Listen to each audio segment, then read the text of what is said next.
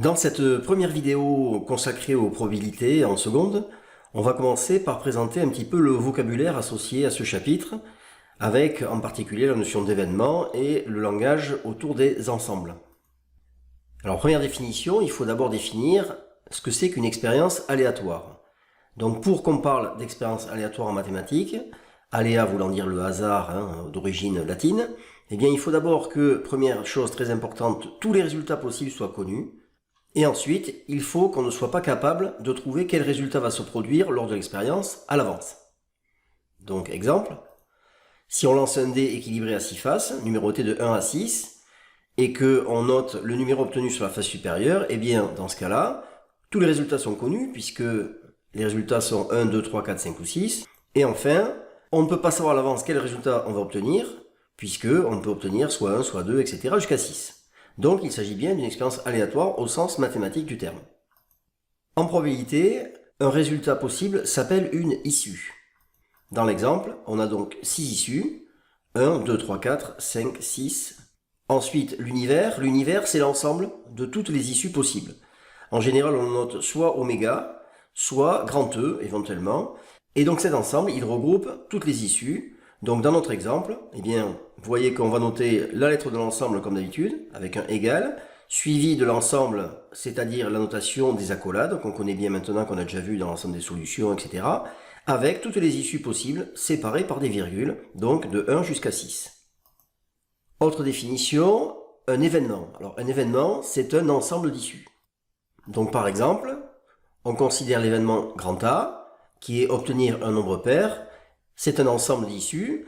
Dans cet ensemble, on va trouver les issues 2, 4 et 6. Et donc on notera A égale, sous forme d'ensemble, avec les éléments 2, 4, 6 à l'intérieur. Autre exemple, l'événement grand B, obtenir un nombre supérieur ou égal à 2. Donc dans ce cas-là, on va avoir les éléments 2, 3, 4, 5, 6. Et donc on peut dire que B, c'est l'ensemble composé des issues 2, 3, 4, 5, 6. Alors maintenant, voyons comment on va utiliser un petit peu le langage des ensembles dans le cadre des probabilités.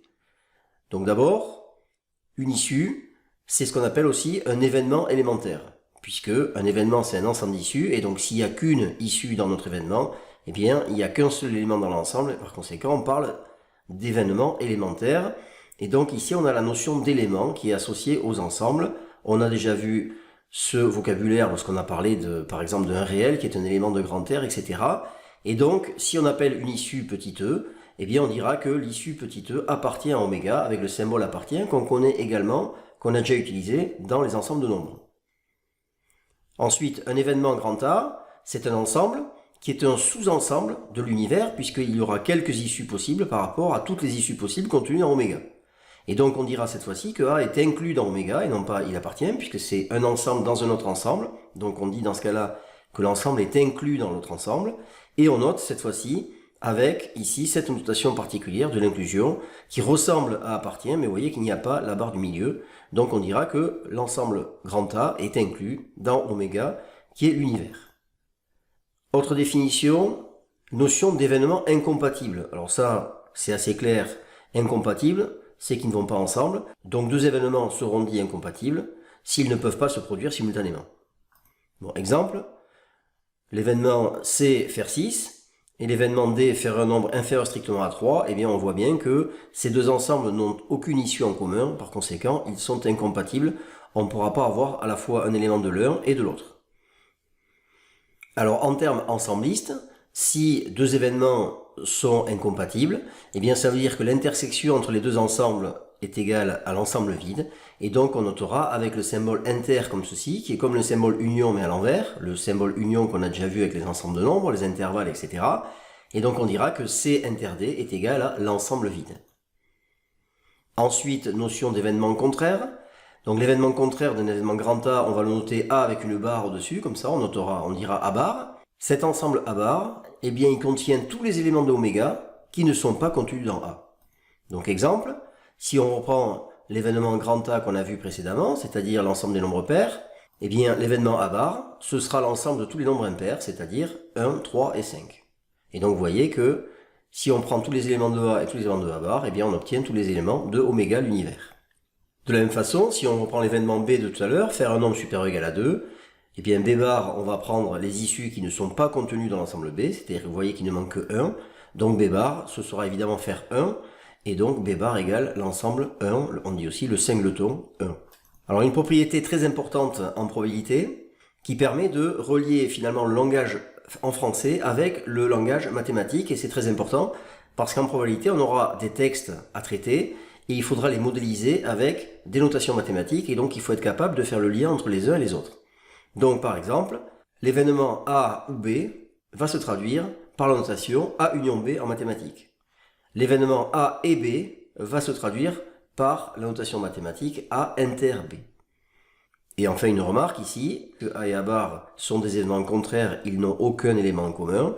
Et A union A bar, par contre, ça donne l'univers oméga, puisque tous les éléments qui ne sont pas dans A sont contenus dans A bar, et donc l'union des deux donne tous les éléments de l'ensemble oméga, c'est-à-dire toutes les issues possibles de notre expérience aléatoire.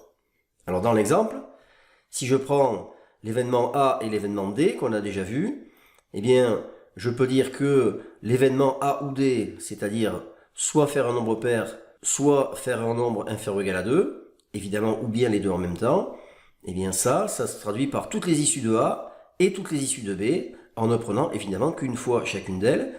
Donc on pourra dire que A ou D, ça s'écrit A union D, et c'est égal à l'ensemble des issues 1, 2, 4 et 6, c'est-à-dire toutes les issues qu'on a dans les deux ensembles prises une seule fois.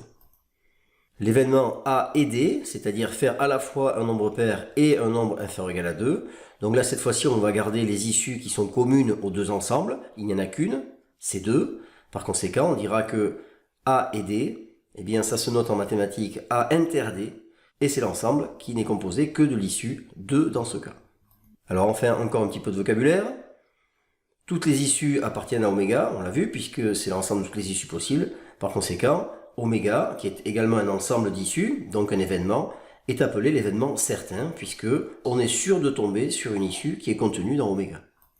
Et enfin, l'ensemble vide, qui est également un ensemble, mais qui est vide, donc qui ne contient aucune issue, est appelé l'événement impossible, puisqu'évidemment, quel que soit le tirage qu'on va faire avec notre dé par exemple, eh bien on ne tombera jamais sur quelque chose de vide, on va forcément avoir un résultat, une issue, donc c'est pour ça que c'est l'événement qu'on appelle événement impossible.